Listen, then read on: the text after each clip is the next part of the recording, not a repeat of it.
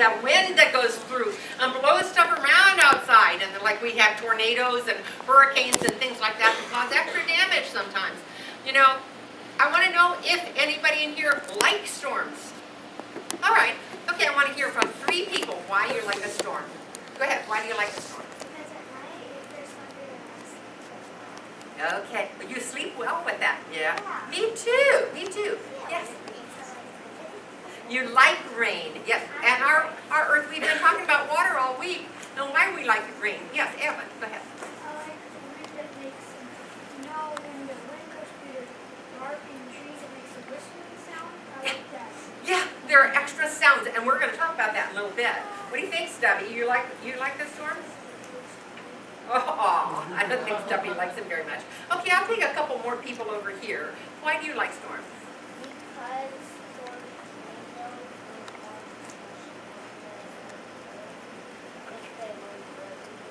Okay, all right. And one other person. I like to watch the lightning outside. It's fascinating the way that it sparkles in the sky. Okay, this is what I wanted to tell you first, why I like storms. I like storms because they remind me of how strong God is and how big God is. Because you realize that God is in control of the storms too, okay? And He makes all that wind, and when I see that wind, I'm not going to ask for any more answers now, okay? Thank you. And when God makes that wind go all around and really loud and stuff like this, well, what does wind sound like? Tell me. Everybody, at the same time, I want to hear what the wind sounds like outside when there's a storm. Woo! Come on, real loud. Come on, give me wind sounds. I'm not hearing. Yeah, right. Okay, there you go. More. Loud. Woo! Oh, I'm only hearing from 3 or 4 people. I need to hear everybody right now. I need to hear the sound of the wind. You didn't make a noise. Make a noise. Oh, you can't? Oh, why? Okay, all right. What about lightning and thunder? I want to hear lightning and thunder. What does lightning sound like sometimes? What does it sound like? Cracking sound to it. You know, and thunder. Okay, I want to hear lightning and thunder from you. Everybody, all at the same time. Lightning and thunder. Oh, yeah. Oh, great. Okay, I want to hear lightning and thunder and wind all at the same time. 1, 2, 3, go. Whoa. Okay, cool. That is great. All right, what you just did is that's how you're going to help me, because there's going to be a storm here today, all right? So this is what I want you to do. We're going to practice one time. I'm going to sit down, and when I tell you to make it sound like a storm, I want you to make it sound like a storm. But when I stand up, everybody has to be completely quiet. Can you do that? All right, let's go. I'm going to sit down. Okay, there was a huge storm.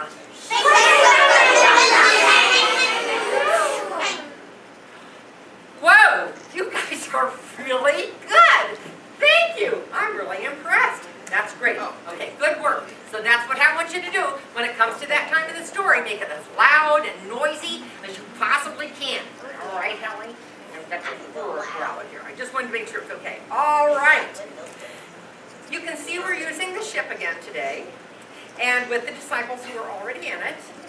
In the Bible, there are many, many stories about many days when Jesus and his disciples had been preaching, and Jesus had been performing miracles, healing people. On one particular day, as there were lots of days that were like that, he and his disciples were totally exhausted, and there were so many more people who wanted help from them, who were surrounding them for help.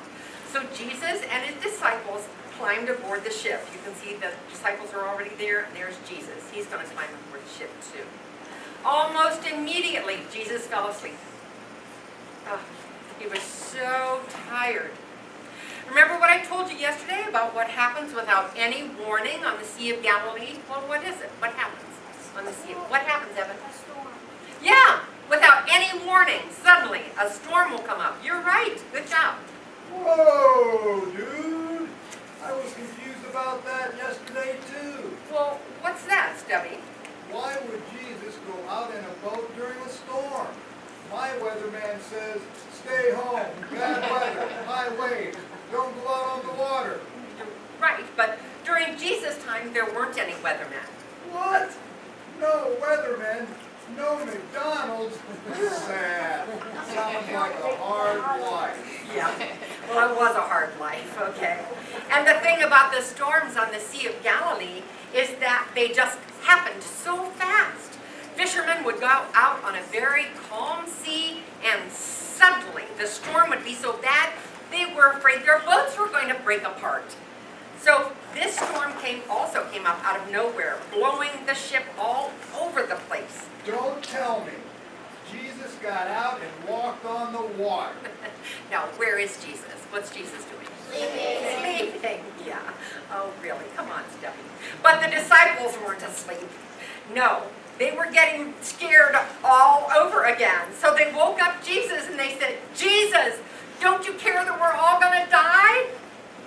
Okay, it's time for us to act out the storm. Are you ready? Yeah. Carla, you start rolling that ship so that it looks like it might crash. And you kids, as loud as you can. I want you to be the wind and thunder and all the other storm noises you can make. Go!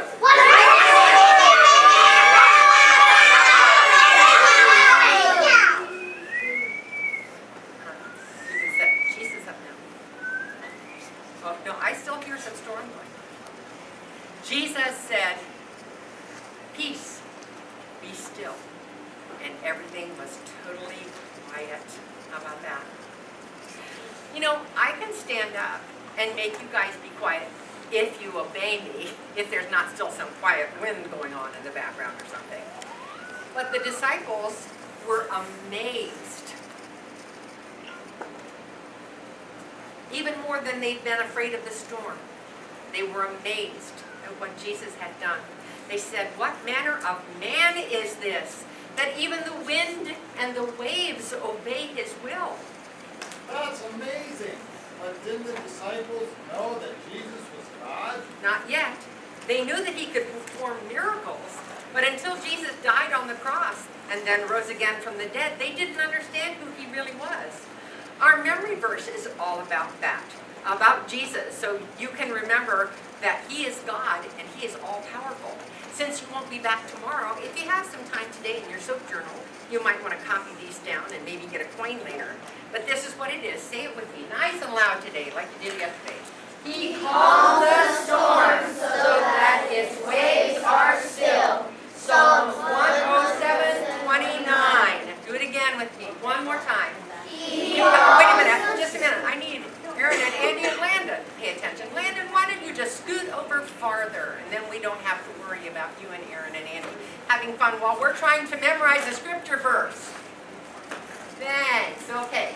He calms the storm so that its waves are still. Psalm 107:29. Very good. Well, what do you think, Stubby? We're all done with camp. This is our last memory verse. That was our last story.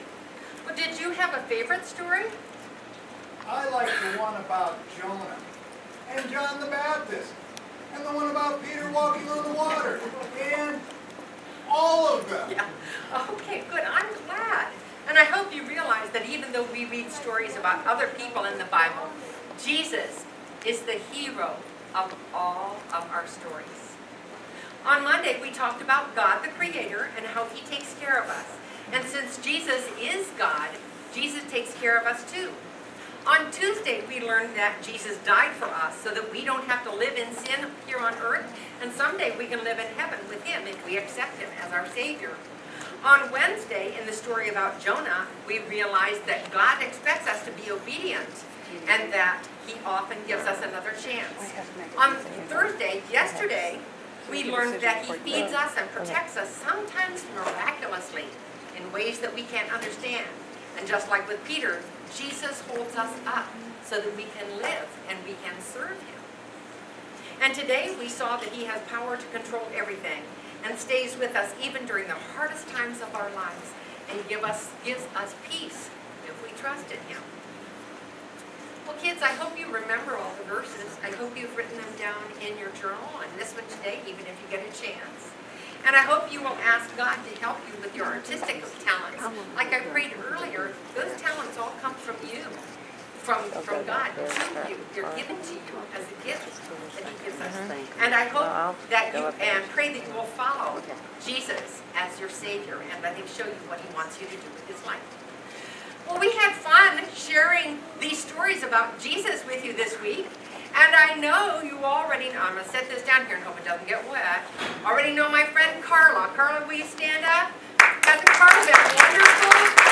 She has directed that boat. She's put Jesus and Jonah and Peter on that boat. And Jesus and Jonah and John the Baptist too. All of them there she's taking care of this week. And the boat and everything else. And then I know you've seen him around other places because he's gotten up from, this is called behind stage, backstage. But I want you to see who has been Stubby, the puppeteer for Stubby this week.